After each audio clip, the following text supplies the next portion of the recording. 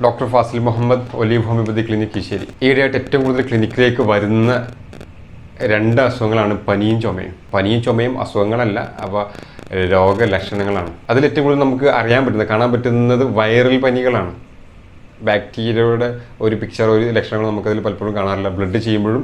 ഒരു വൈറൽ പനിയുടെ ലക്ഷണങ്ങളാണ് അല്ലെങ്കിൽ അതിൻ്റെ ഒരു സംഗതികളാണ് നമുക്ക് ലഭിക്കാറ്. നമുക്ക് എന്തൊക്കെ പനിയിൽ ചെയ്യാൻ പറ്റും, ചുമക്ക് എന്തൊക്കെ ചെയ്യാൻ പറ്റും, എന്ത് ചെയ്താൽ നമുക്ക് വീട്ടിൽ നിന്ന് തന്നെ പനിയും ചുമയും കുറയ്ക്കാൻ പറ്റും എന്നതുമായി ബന്ധപ്പെട്ട ഒരു വീഡിയോ ഞാൻ ഇന്ന് ചെയ്യുന്നത്.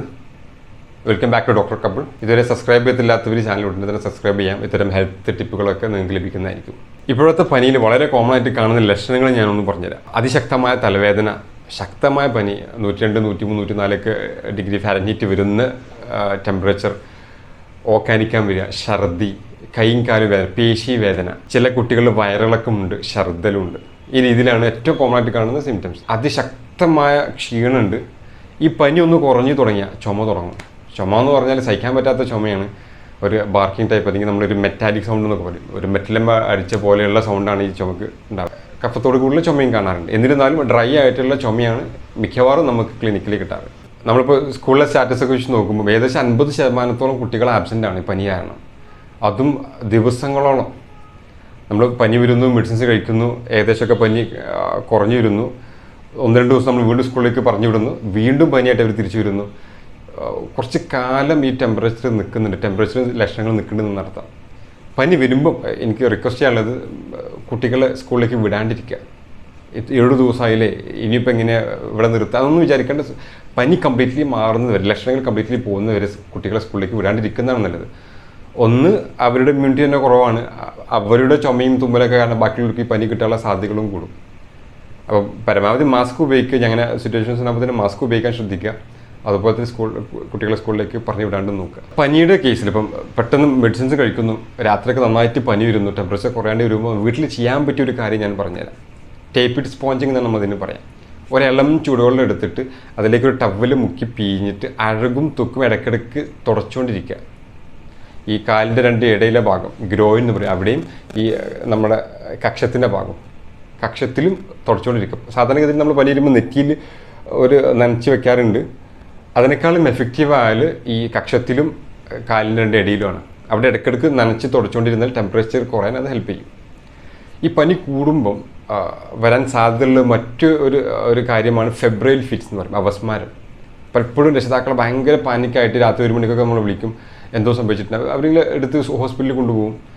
എന്ന് വെച്ചാൽ അപസ്മാരം പോലെ അവർ കാണിക്കും. ടെമ്പറേച്ചർ അധികമായിട്ട് കൂടിക്കഴിഞ്ഞാൽ ഒരു നുരയും പതിയും വായന്ന് വരലും ഒരു വിറയലും കണ്ണു മേലോട്ട് പോലും കാണുമ്പം അത്ര സുഖകരമായ ഒരു കാഴ്ചയാവില്ല. ഈ അപസ്മാരം പാരൻസിനെ ഭയങ്കരമായിട്ട് പേടിപ്പിക്കാറുണ്ട്. ഈ പനിയോട് കൂടി വരുന്ന അപസ്മാരം പലപ്പോഴും ഒരു വിഷമങ്ങൾ ഉണ്ടാക്കാറില്ല എന്നാണ് പഠനങ്ങൾ കാണിക്കുന്നത്. അത് വേറെ സീരിയസ് ഇഷ്യൂസോ ഭാവിയിൽ എന്തെങ്കിലും തലച്ചോറുമായി ബന്ധപ്പെട്ട് തകരാറുകളൊന്നും ഉണ്ടാക്കില്ല. വളരെ നാച്ചുറൽ ആയിട്ടുള്ള സംഗതിയാണ്. ആ ഒരു സിറ്റുവേഷൻസ് കഴിഞ്ഞു കഴിഞ്ഞാൽ അത് വളരെ നോർമലായിട്ട് ആ കുട്ടി ഉണരുകയും വേറൊരു പ്രശ്നം കുട്ടിക്ക് ഉണ്ടാവുകയും ചെയ്യില്ല. അങ്ങനെ ഉണ്ടാവുകയാണെങ്കിൽ നിങ്ങൾക്ക് വീട്ടിൽ ചെയ്യാൻ പറ്റുന്നതൊരു സംഗതി, ഡ്രസ്സൊക്കെ ഒന്ന് അയച്ചിട്ട് കൊടുക്കുക. വേറെ ഒന്നും പ്രത്യേകിച്ച് ചെയ്യാണ്ടിരിക്കുക. ജനവാതിലൊക്കെ ഒന്ന് തുറന്ന് എയർ സർക്കുലേഷൻ ഒന്ന് ഉറപ്പ് വരുത്തുക. ഞാൻ നേരത്തെ പറഞ്ഞ ടേപ്പിഡ് സ്പോഞ്ചിങ് വേണമെങ്കിൽ ചെയ്യാം. നിറയും പതിയും വരുന്നുണ്ടെങ്കിൽ അത് മാത്രം ഒരു കോട്ടൺ എടുത്ത് ഒപ്പിയെടുക്കാം. വേറെ പ്രത്യേകിച്ചൊന്നും ചെയ്യാണ്ടിരിക്കുക. വായയും മൂക്കും അടഞ്ഞു പോകുന്ന രീതിയിലൊന്നും ചെയ്യാണ്ടിരിക്കുക. ഓക്കെ, അത് കണ്ട് പാനിക്കാവുകയും വേണ്ട. ഒന്ന് റെസ്റ്റ് എടുത്ത് വളരെ സാവധാനം ഒക്കെ ഒന്ന് നോർമലായതിന് ശേഷം മതി ഹോസ്പിറ്റലിൽ കൊണ്ടുപോകില്ലെന്നാണ് എൻ്റെ അഭിപ്രായം. അതിൽ മറ്റൊരു കാര്യം ശ്രദ്ധിക്കാനുള്ളത്, 1 മണിക്കൂർ 1-2 മണിക്കൂറിനിടയിൽ വീണ്ടും ഈ ഒരു ഫെബ്രൽ ഫിറ്റ്സ്, ഈ ഒരു അപസ്മാരത്തിൻ്റെ സിറ്റുവേഷൻസ് വരികയാണെങ്കിൽ നിങ്ങൾ ഹോസ്പിറ്റലിൽ പോകണം. അത് മറ്റ് ബ്രെയിനുമായി ബന്ധപ്പെട്ട് എന്തെങ്കിലും കാരണം കൊണ്ടാവാം. അപ്പോൾ അതൊന്ന് ഉറപ്പുവരുത്താൻ ഹോസ്പിറ്റലിൽ പോകുന്നത് നല്ലതാണ്. ഈ അപസ്മാരത്തിൻ്റെ സിറ്റുവേഷൻസ് ഒരു 10 മിനിറ്റ്സിന് അധികം വരികയാണെങ്കിലും ഹോസ്പിറ്റലിൽ പോകണം. മാക്സിമം ഒരു 5 to 10 മിനിറ്റ് ഒക്കെ വരെ മാക്സിമം ഈ ഒരു അവസ്ഥ തുടരുള്ളൂ. അത് കഴിഞ്ഞ് കുട്ടി മെല്ലെ ഉറക്കത്തിലേക്ക് പോവുകയും കുറച്ച് ഉണരുകയും ചെയ്യും, റീഫ്രഷിങ് ആവുകയും ചെയ്യും. വേറെ ഇഷ്യൂസ് ഒന്നും ഇതിൽ ഉണ്ടാവാറില്ല. പക്ഷേ അതിലധികം സമയം ഇതിങ്ങനെ തുടർന്ന് പോവുകയാണെങ്കിൽ ഉടനെ തന്നെ ഹോസ്പിറ്റലിലേക്ക് പോകുന്നതാവും നന്നാവുക. ഇത്തരം വൈറൽ പനികൾക്ക് വളരെ എഫക്റ്റീവാണ് ഹോമിയോപ്പതി മെഡിസിൻസ്. വൈറൽ പനി എന്ന് പറയുമ്പോൾ തന്നെ ആൾക്കാർക്ക് ഹോമിയോപ്പതിയാണ് പലപ്പോഴും നമ്മുടെ നാട്ടിലേക്ക് ആൾക്കാർ ഓപ്റ്റ് ചെയ്യാറ്. പനി ഒന്ന് കുറഞ്ഞു തുടങ്ങിക്കഴിഞ്ഞാൽ അടുത്ത് വരുന്ന ഒരു വില്ലനാണ് ചുമ. ഭയങ്കര എഫേർട്ട് എടുത്തിട്ട് ആണ് ആൾക്കാർ ചുമക്കാറ്. നല്ല ചുമയാണ്, ഒരുപാട് സമയം രാത്രി ഒന്നും ഉറങ്ങാൻ പറ്റാത്ത സിറ്റുവേഷൻസ് വരാറുണ്ട്. ചുമ മാറിയ ഡോക്ടറിനെ അവർ വിളിക്കും. അപ്പോൾ ഞാൻ അപ്പോൾ തന്നെ ക്ലിനിക്കിലേക്ക് വരാൻ പറയുക, നമ്മൾ എക്സാമിൻ ചെയ്ത് ചുമക്കുള്ള മെഡിസിൻസ് കൊടുക്കുകയും ചെയ്യും. സാധാരണ ഡ്രൈ കഫാണ് കാണുന്നത്, ഉണങ്ങിയ വരണ്ട ചുമ. ചെസ്റ്റിലൊക്കെ കുറച്ച് ഇൻഫെക്ഷൻ ഉള്ളൊരു ബാക്ടീരിയൽ കേസ് ആണെങ്കിൽ ഒന്ന് ഇളകി കഫൊക്കെ ഇളകിയുള്ളൊരു ചുമയും കാണാറുണ്ട്. ഏറ്റവും കോമൺ ആയിട്ട് കാണുന്നത് ഡ്രൈ കഫാണ്. അതും കുറേ കാലം നീണ്ടിട്ടുണ്ട് ചില കേസിലൊക്കെ.